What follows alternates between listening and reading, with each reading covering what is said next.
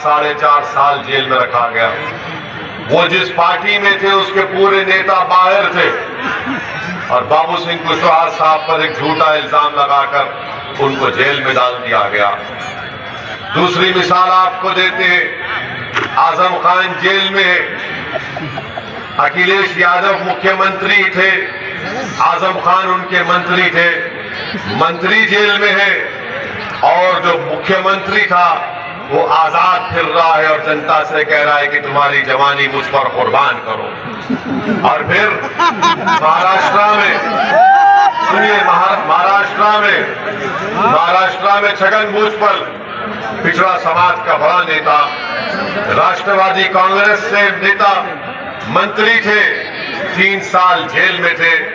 उनके राष्ट्रवादी कांग्रेस के deputy chief minister थे, उन पर बहुत से इल्जाम लगे इरिगेशन के, वो बाहर थे, छगन भुजबल जेल में था।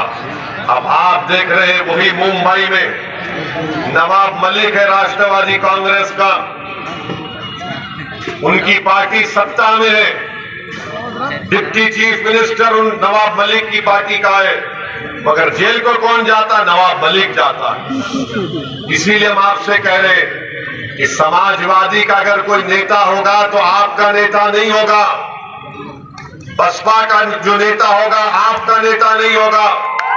जो जन अधिकार पार्टी का प्रत्याशी जब जीत कर जाएगा वो आपकी आवाज को बुलंद करेगा, वो आपका नेता होगा। इसीलिए हम आपसे अपील कर रहे हैं, ये लड़ाई इंसाफ की लड़ाई है। एक और बात आपको समझा देते हैं आपको, ताकि यहां से आप एक पैगाम लेकर जाएं। क्या आपने देखा लखीमपुर खीरी में क्या हुआ था? मालूम ना आपको लखीमपुर खीरी में क्या हुआ? एक मंत्री के बेटे ने मंत्री की गाड़ी से 4 किसानों की हत्या कर दी ना, उसकी बेल हो गई। तो उत्तर प्रदेश की सरकार ने उसकी बेल को कैंसिल कराने के लिए सुप्रीम कोर्ट नहीं गई, और बाबा बार बार बोलते कि मेरा बुलडोजर तैयार है, कहते हैं ना, मगर ये बाबा का बुलडोजर टेनी के घर मकान पर नहीं गया। क्यों नहीं गया? क्योंकि टेनी का समाज उसके साथ है और वो देख लिए कि अगर बाबा बुलडोजर चलाएंगे तो वो बाबा पर बुलडोजर अपना चला देंगे। रोजगारों के लिए और महंगाई के लिए क्या काम? मैं देखिए इधर क्षेत्र में दौरा कर रहा हूं और मुझे जो सारी चीज़ें लगी, आज मुस्लिम और दलित जो बैकवर्ड क्लास के लोग हैं उनके ज़्यादातर लोग सऊदी, गुजरात और मुंबई में जाके पलायन करके वहाँ अपनी रोजी रोटी के लिए मेहनत कर रहे हैं। यहाँ पे कोई बिजनेस होना बहुत ज़रूरी है, इंडस्ट्रियल एरिया बनाए यहाँ पे।